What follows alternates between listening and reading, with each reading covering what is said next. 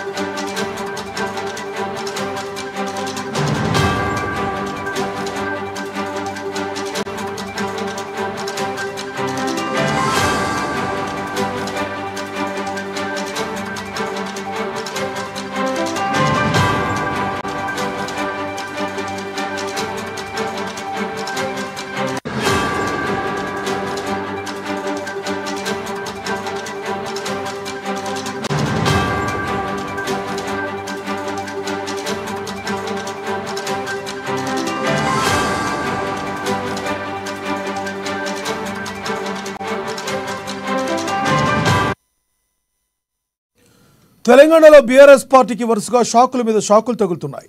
ఎమ్మెల్యేలు ఒకరి తర్వాత ఒకరు కారు పార్టీకి బై బై చెప్పి హస్తం పార్టీతో జతకడుతున్నారు. నిన్న రాజేంద్ర నగర్ ఎమ్మెల్యే ప్రకాష్ గౌడ్ కాంగ్రెస్ పార్టీలో చేరిన వెంటనే మరో ఎమ్మెల్యే హస్తం గుటికి చేరేందుకు సిద్ధమయ్యారు. ఇవాళ సీఎం రేవంత్ రెడ్డి సమక్షంలో శేర్లింగంపల్లి ఎమ్మెల్యే అరికెప్పుడి గాంధీ కాంగ్రెస్ పార్టీలో చేరనున్నారు. ఉదయం 10 గంటలకు జూబ్లీహిల్స్లోని సీఎం నివాసంలో కాంగ్రెస్ కండువా కప్పుకోనున్నట్టు మనకు తెలుస్తుంది. అరికెప్పుడి గాంధీతో పాటు పలువురు కార్పొరేటర్లు, నేతలు హస్తం పార్టీలో చేరేందుకు ఉన్నట్టు మన దగ్గర తాజా సమాచారం ఉంది. అలాగే మరికొంతమంది ఎమ్మెల్యేలు కూడా కాంగ్రెస్లో చేరనున్నట్టు తెలుస్తుంది. ఇదే విషయానికి సంబంధించి మరింత సమాచారాన్ని మా ప్రతినిధి రాంబాబు ఫోన్ ద్వారా అందిస్తారు. రాంబాబు, చెప్పండి, మీ దగ్గర ఉన్న తాజా సమాచారం ఏంటి?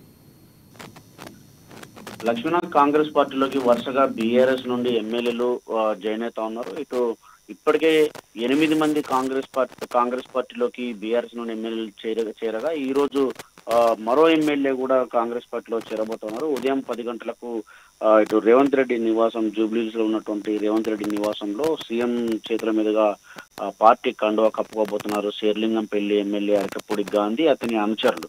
మొత్తానికైతే రాష్ట్రంలో ఇప్పటికే ఇటు 64 స్థానాలు గెలుచుకున్న తర్వాత ఒక మిత్రపక్షం అభ్యర్థి సిపిఐతో కలిపి 65 స్థానాలు గెలుచుకున్నటువంటి కాంగ్రెస్ పార్టీ, ఆ తర్వాత 39 స్థానాలు గెలిచినటువంటి బీఆర్ఎస్ పార్టీలో ఒక సభ్యురాలు చనిపోవడంతో ఉప ఎన్నిక జరిగింది. అందులో మరి కంటోన్మెంట్ కూడా కాంగ్రెస్ పార్టీ గెలుచుకోవడంతో 65 స్థానాలు, వారితో పాటుగా మిత్రపక్షం ఒకటి కలిపి 66 స్థానాలతో మెజారిటీ స్థానాలు గెలుచుకున్నటువంటి కాంగ్రెస్ పార్టీకి ఇటు వరుసగా ఇటు అధికార పార్టీలోకి బీఆర్ఎస్ పార్టీ ఎమ్మెల్యేలు చేరుతుండడంతో ఆ సంఖ్య అమాంతంగా పెరిగిపోతా ఉన్నది. రోజు రోజుకు ఇటు కాంగ్రెస్ పార్టీలోకి బీఆర్ఎస్ పార్టీ నుండి ఎమ్మెల్యేలు చేరుతా ఉన్నారు. ఇటు బీఆర్ఎస్ పార్టీ అధినేత కేసీఆర్ ఇటు ఫామ్ హౌస్ లో ఎమ్మెల్యేలతో మాట్లాడినా ఫలితం లేకుండా పోతా ఉంది. కేటీఆర్, హరీష్ రావు ఎమ్మెల్యేలను అడ్డుకునేటువంటి ప్రయత్నం చేసినా కానీ, నచ్చజెప్పినా కానీ నేతల దగ్గర మాట్లాడుతూనే మరొక వైపు కాంగ్రెస్ పార్టీలో చేరుతున్నటువంటి పరిస్థితి.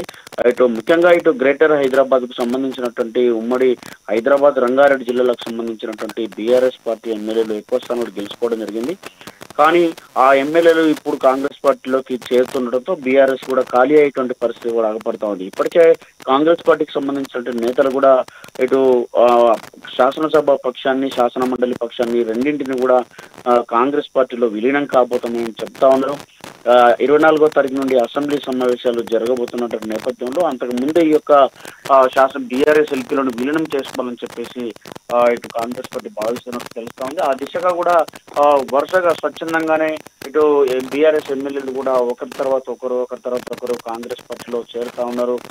ఇటు దానం నాగేందర్తో మొదలైనటువంటి ఈ చేరికలు నేటితో 9వ సభ్యునిగా ఇటు అరకపూడి గాంధీ 10 గంటలకు కాంగ్రెస్ పార్టీలో తన అనుచరులు ఆయనతో పాటుగా ఎమ్మెల్యే అనుచరులతో పాటుగా ఇటు మున్సిపల్ చైర్మన్లు వారితో పాటు వివిధ కార్పొరేటర్లు కూడా జాయిన్ అవుతున్నటువంటి పరిస్థితి. మొత్తానికైతే ఇటు బీఆర్ఎస్ లో 5 తప్ప మిగిలేటువంటి పరిస్థితి లేదని చెప్పేసి ఇప్పటికే ఇటు రామచంద్ర నాయక్ వీపు కాంగ్రెస్ పార్టీ డోర్నకల్ ఎమ్మెల్యే, అదేవిధంగా బీర్లా ఐలయ్య ఆలేరు ఎమ్మెల్యే వీపు ప్రభుత్వ వీపు కూడా వ్యాఖ్యలు చేయడం జరిగింది. అదేవిధంగా కాంగ్రెస్ పార్టీకి వీళ్ళలోకి ప్రభుత్వ సంక్షేమ పథకాలు, ఇటు రేవంత్ రెడ్డి యొక్క ప్రభుత్వ పనితీరు విధానానికి అనుకూలంగా వాళ్ళను స్వచ్ఛందంగా కాంగ్రెస్ పార్టీలోకి వాళ్ళందరూ జాయిన్ అవుతా ఉన్నారని చెప్పి కూడా చెప్తా ఉన్నారు.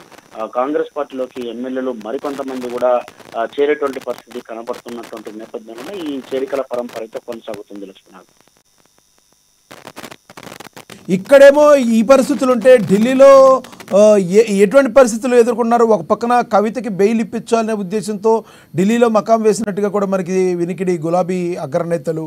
మరి వారు ఎటువంటి స్టెప్స్ తీసుకోబోతున్నారు? ఒకవేళ ఎమ్మెల్యేలు వేరే పార్టీ కాంగ్రెస్ పార్టీలోకి వెళ్ళిపోయినా పర్లేదు, బీజేపీతో దోస్తీ చేయడానికి బీఆర్ఎస్ సిద్ధమవుతుంది అనుకోవచ్చా? అంటే ఇలాంటి ఆరోపణలు కూడా వస్తా ఉన్నాయి. ఇటు కాంగ్రెస్ పార్టీ ప్రధానంగా అదే ఆరోపణ చేస్తా ఉన్నది. పోయిన పార్లమెంట్ ఎన్నికల్లో కూడా బీఆర్ఎస్ తన ఓటు బ్యాంకును మొత్తం బీజేపీకి బదలాయింపు చేసింది. ఇటు తను తనకు తానే మరణ శాసనం రాసుకున్నది. ఇటు కాంగ్రెస్ పార్టీని ఓడించడమే లక్ష్యంగా బీజేపీతో చేతులు కలిపి బీజేపీని గెలిపించేందుకు ఒక కుట్ర ప్రయత్నం చేసింది. ఆ ప్రయత్నంలో భాగమే ఇటు కవితను బెయిల్ మీద తీసుకురావడంలో ప్రయత్నంలో భాగమే ఇదంతా జరిగిందని చెప్తా ఉన్నారు. ఇటు కవిత కోసం, తన కుటుంబం కోసం ఆ పార్టీని పణంగా పెట్టి ఇటు ఓట్ బ్యాంకును మొత్తం కూడా బీజేపీకి ట్రాన్స్ఫర్ చేసిందని చెప్పేసి ఆరోపణలు వస్తున్నాయి.